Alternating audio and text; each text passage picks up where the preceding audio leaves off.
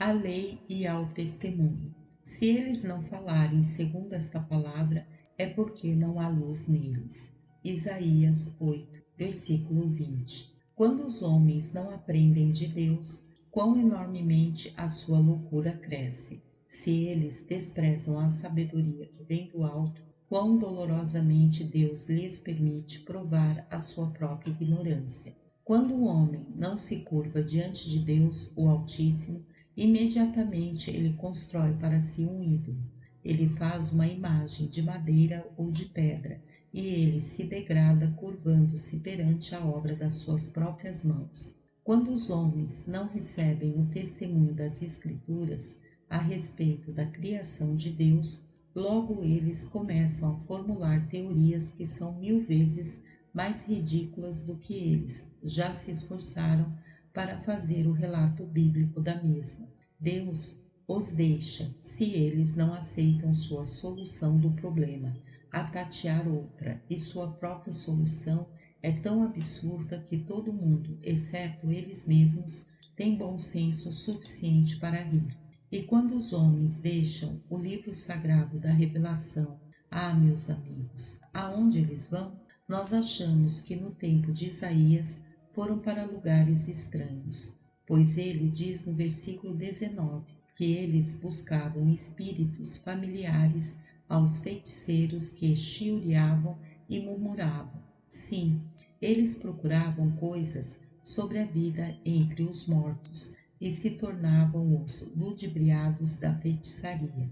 É maravilhoso que os homens que mormente queixam-se de todos os trilhos da fé são notáveis pela credulidade. Um dos maiores incrédulos no mundo, que chamou a si mesmo um livre pensador, a partir de seu nascimento, encontra-se agora cambaleante diante de seu túmulo, acreditando, no mínimo, em um absurdo que uma criança pode refutar, não se importando de ter Deus em seus corações, abandonando a fonte viva.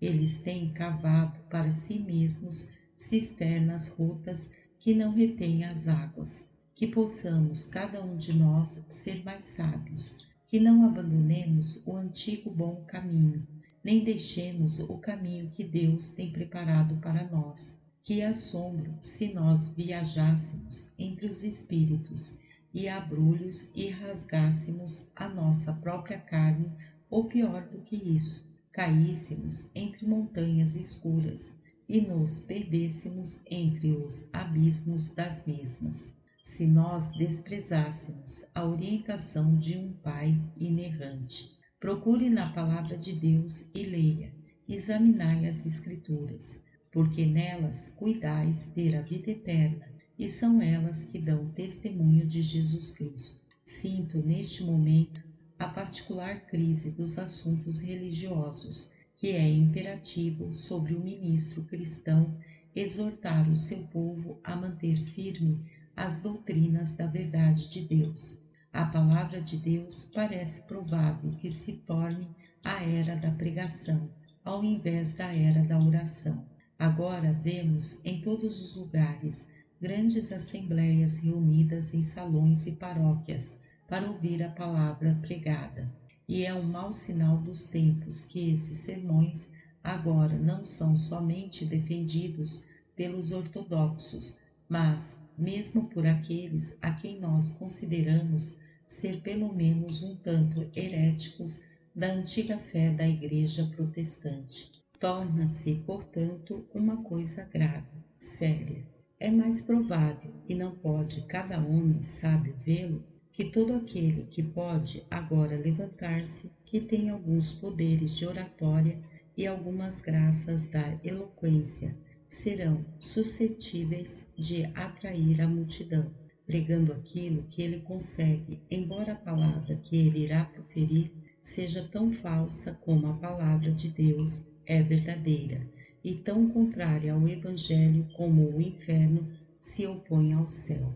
Não lhes parece provável que nesta época ele atrairia uma multidão de seguidores? E não é também muito provável que por meio da caridade espúria que agora está crescendo entre nós, o que amordaçaria a boca dos censuradores honestos. Iremos achar que é difícil repreender o impostor quando ele surge e difícil de expor as mentiras, mesmo que elas possam ser evidentes para nós? Estamos agora, felizmente, tão bem misturados conjuntamente, o dissidente e o clérigo agora se tornaram muito amigáveis uns com os outros, de forma que temos menos a temer os efeitos do dogmatismo do que os efeitos do latitudinarismo. Nós temos agora alguma razão para estar em cima da torre de vigia, para que não suceda que alguém surja em nosso meio, a prole espúria desses momentos felizes da aliança evangélica, que reivindicará a nossa caridade, enquanto eles estão pregando aquilo que em nossos corações faz-se totalmente condenável. E qual é o melhor conselho que o ministro pode dar em tempos como estes? Para que livro deve ele recomendar seus ouvintes? Como ele deve mantê-los firmes? Onde está a âncora que ele deve dar-lhes para lançar nas rochas? Ou onde estão as rochas em que ele deve lançar sua âncora? Nosso texto é uma solução para essa questão. Estamos aqui equipados com uma grande resposta para a pergunta: à lei e ao testemunho. Se eles não falarem segundo esta palavra, é porque não há luz neles. Em primeiro lugar, me esforçarei para exortá-los a levar certas coisas das quais estamos receosos, a que uma importância supersticiosa possa ser vinculada, à lei e ao testemunho. Em segundo lugar, tentarei mostrar os bons efeitos que se seguirão se cada um de vocês rigorosamente trouxer tudo o que vocês ouvem e crerem, à lei e ao testemunho. E em terceiro lugar, vou dar-lhes algumas razões poderosas pelas quais você deve submeter tudo a essa pedra de toque sagrado. E eu vou encerrar oferecendo-lhes alguns poucos conselhos sobre como vocês podem fazer isso verdadeira e proveitosamente. Permitam-me exortar-lhes sobre trazer certas coisas à lei e ao testemunho. Em primeiro lugar, eu teria de trazer as ideias engendradas a você pelo seu primeiro treinamento para o teste do livro de Deus. É muito mais o costume das pessoas dizer: não fui eu nascido na Igreja da Inglaterra? Não deveria, por isso, continuar nela? Ou, por outro lado, não foi a minha avó uma imersionista? Porventura não convinha que eu, por isso, continue na denominação batista? Deus não permita que eu diga alguma coisa contra seus parentes veneráveis e piedosos, ou que vocês prestem qualquer desrespeito ao seu ensino. Nós sempre respeitamos os seus conselhos, mesmo quando não podemos recebê-los, para o bem da pessoa que os oferecem a nós. Conhecendo a sua formação, eles devem mesmo ter se enganado.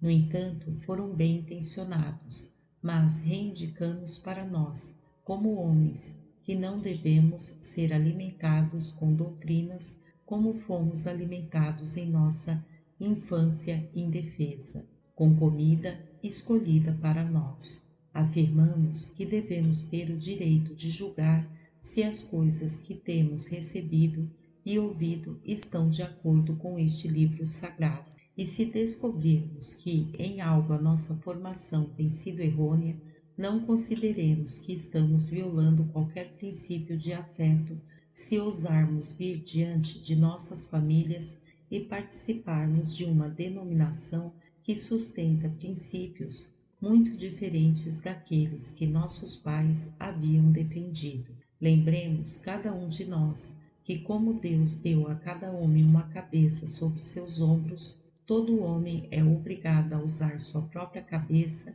e não a de seu pai. Deus deu juízo ao seu pai, bem e bom. Ele julgou por si mesmo. Ele deu-lhe um julgamento. Julgue por si mesmo também. Diga a respeito de tudo o que você recebeu em sua infância. Bem, eu não vou ligeiramente comungar com isso, pois pode ser de outro esterlino, mas ao mesmo tempo eu não vou guardá-lo cegamente, pois pode ser moeda falsa. Vou sentar-me para estudar o livro sagrado, e eu me esforçarei, tanto quanto eu puder, comigo mesmo para fazê-lo sem preconceitos. Vou ler a Bíblia como se eu nunca tivesse ouvido qualquer pregador falar, ou nunca houvesse sido ensinado por um dos pais, e eu, então, esforçar-me-ei para descobrir o que Deus se diz e o que Deus disser, seja o que for.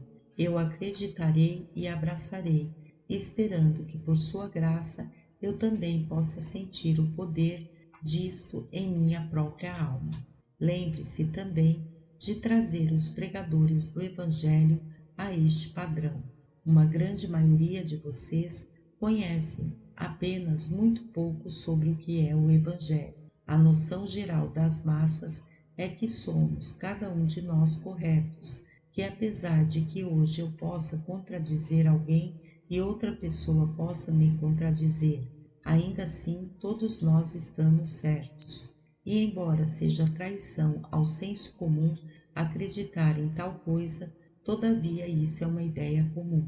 Alguns homens sempre acreditam, como o último orador. Se eles ouvem o mais hiper dos hipercalvinistas, eles creem com todo o seu ser na doutrina da reprovação.